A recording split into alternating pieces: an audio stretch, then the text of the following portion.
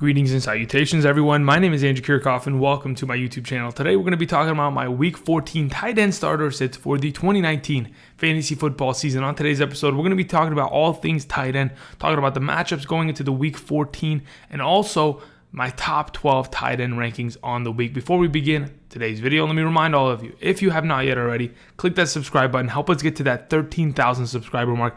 I really do appreciate it. And if you have not yet already, click that bell notification button to stay up to date on my latest content. And if you like today's video, don't forget to click the like button.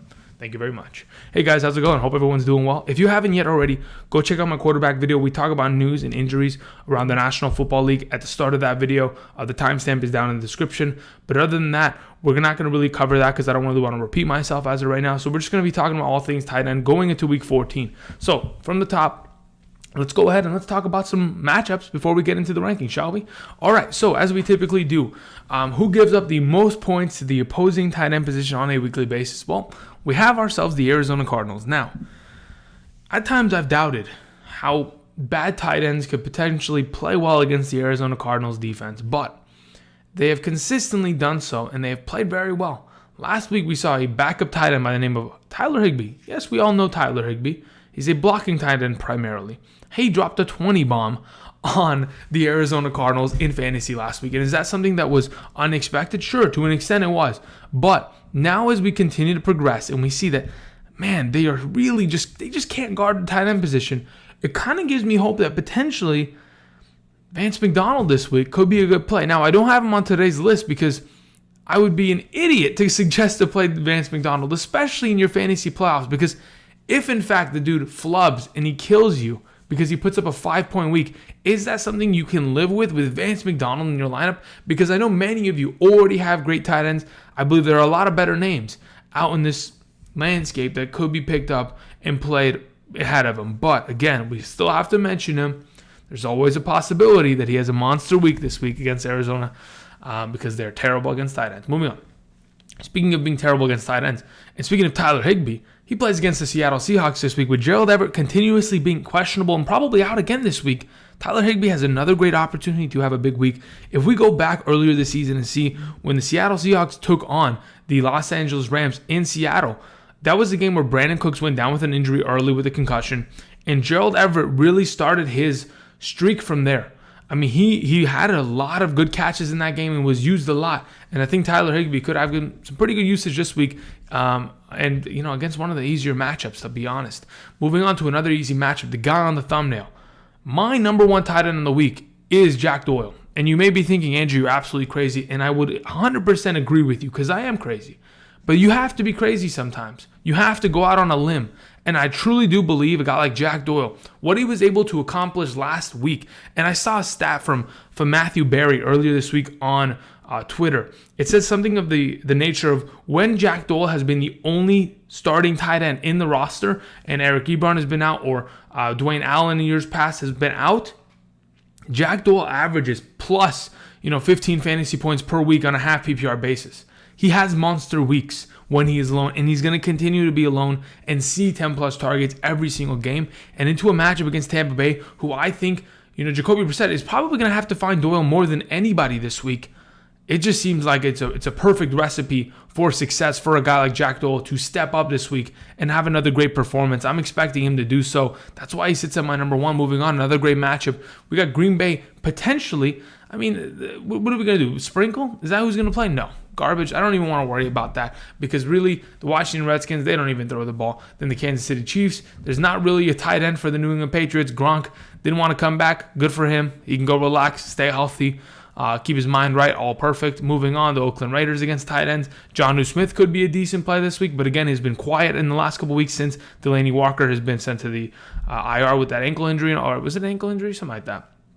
Moving on, then we have the Bears against Jason Witten, Blake Jarwin tonight. Jason Witten was pretty good last week. I think he had 15.5 fantasy points. That's incredible. For a guy that is coming back off of the ESPN booth and having to listen to Booger Farlington for however many quarters it was that they spent together. I mean, 16, was it, right?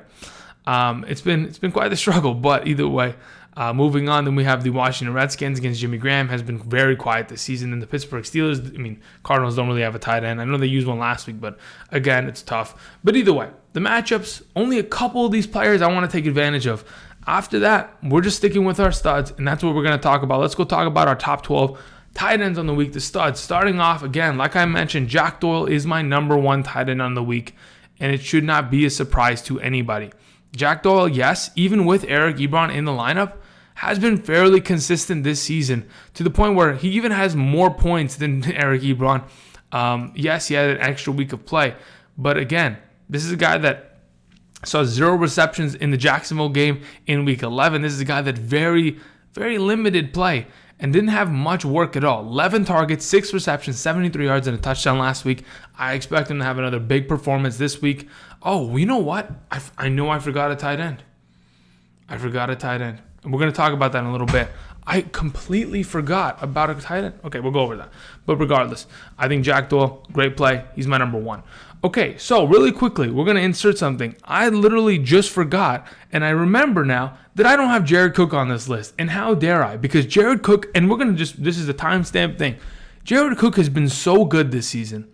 I find myself, I'm sorry to Jared Cook. This is very disrespectful. You have been a 10-point guy every single week in the last 6 games you have played for the New Orleans Saints. And that is unbelievable. And that is exactly what we want to see. And 100% whether or not you play against San Francisco this week, you are going to get the job done. I expect you to play where Jared Cook. And honestly, if I had to put Jared Cook in this kind of range right now, I probably have him as my number 7. And I'd move down Mark Andrews to number 8 at this moment in time because of how good Buffalo is in defending the tight end position. So just to kind of put you in some perspective, Jared Cook is not on the list, but Jared Cook would probably be my number 7 tight end. I would have probably mentioned it there, but I want to get it off the top because, man, I completely forgot about Jared Cook. Jared Cook. I don't know what the heck happened there. I don't know where I don't know how I forgot about Jared Cook. Wow. His name was just completely disappeared. Either way, regardless, let's go ahead and move on to the technical number 2, George Kittle. George Kittle this week, good tight end. Again, he's still dealing with a little bit of injuries, but he's been fantastic. Last week wasn't great. It was a rain game. Didn't see too many targets. Jimmy Garoppolo didn't play well, and I think it's going to turn around. They play against another NFC contender in New Orleans this week. The guy like George Kittle is going to get the job done. Regardless, he is one of your studs. You have to play him. There's nobody else that's probably a better play than him outside of, in my opinion, Jack Doyle that I would prefer to play over him this week. So I'm rolling with George Kittle. It's not too much of an argument or a conversation to be had. You're rolling with him because you know what he's capable of. If he gets the job done, you'll be happy with the performance that he's sitting in your tight end position. Moving on, let's talk about Zach Ertz, another guy that really struggled last week. Now, his issue was he was dealing with a hamstring injury, and he was forced into a matchup that, saw a lot of high scoring, but he wasn't really the main target. Alshon Jeffrey really stepped up and was the main contributor in that offense outside, and then also Miles Sanders. So this coming week against the Giants, sure, it doesn't seem like the Giants give up a lot of points to the tight end position, but I truly do believe, regardless of that, this defense is not good enough to stop a guy like Zach Ertz. He is a wide receiver in the tight end's body. He's going to get it done, and I expect him to have a very good week because we know he is, the safety blanket of Carson Wentz. Those 3 games in a row where he had 10-plus targets, those weren't flukes. They're going to return, and I think they might return this week for a pretty big performance for Ertz. He's my number 3 tight end on the week. Moving on to number 4, Travis Kelce. The only concern I have with Travis Kelce is the fact that Travis Kelce has been shut down in the past by Bill Belichick. Now, that's probably what they're going to try to do. They're going to try to lock him down. They're going to try to lock down Tyreek Hill and force Patrick Mahomes to feed just about anybody else in order to get the job done.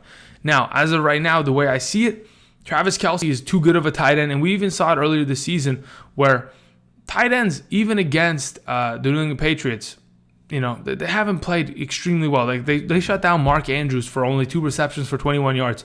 We've seen the New England Patriots really lock down on tight ends, but there have also been other tight ends that have had pretty good games. We had Zach Ertz go for 9 receptions, 94 yards on them. Dallas Goedert in that exact same game had 3 receptions, 1 for a touchdown. This past week, Darren Fells had a receiving touchdown down in the red zone. We've seen them give up points, especially down in the red zone, to tight ends as of late. Nick Boyle had a touchdown.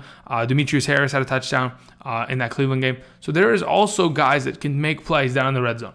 But outside of that, that's why Travis Kelce sits at 4. Sure, he is the bottom of the upper echelon right now because of how good he is and how much opportunity he gets, but the matchup kind of worries me. That's why he sits at 4. Moving on. We have Austin Hooper at 5, who will be returning this week. A guy that honestly was by far the best tight end in fantasy.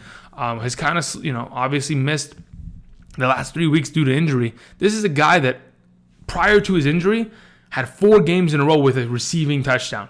He was a guy that was dominating every single week because of his target count. Was averaging nearly 8 to 9 targets per game.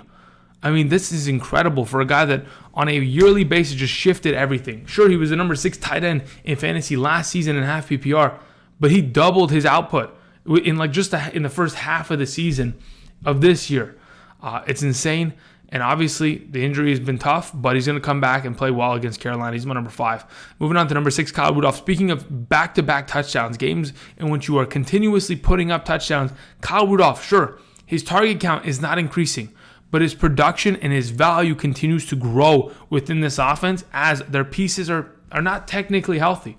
When we have Dalvin Cook out, we're going to look to the back of the end zone for a guy like Kyle Rudolph, who's pretty much boxing somebody out and just give me the ball. Let me just grab that thing midair. This guy has scored, 1, 2, 3, 4, 5, 6 touchdowns in the last 6 games, completed a 2-point conversion, all on pretty much 5 to 6 targets per game and 3 to 4 receptions per game. It's pretty incredible. Still gets the yard count, a pretty decent amount. And going against Detroit this week, I have a lot of confidence in him. He should be great. Like I mentioned earlier, though, Jared Cook will sit at this number 7 spot. But regardless, Mark Andrews sits here, the number 2 tight end currently in fantasy right now.